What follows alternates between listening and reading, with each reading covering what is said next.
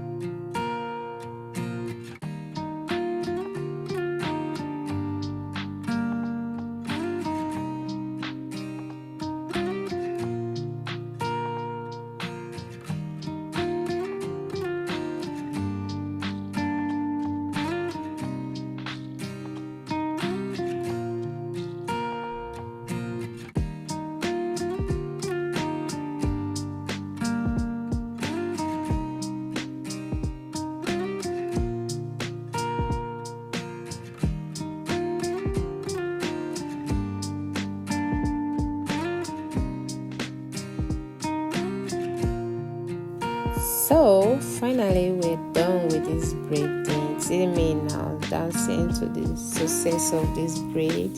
Yeah guys, so if you watch this video to this time, thank you, and please subscribe and turn on your notification button for my next video so you don't miss out of any of my video. And tell me what you think about this hairstyle. Thank you, love you, bye.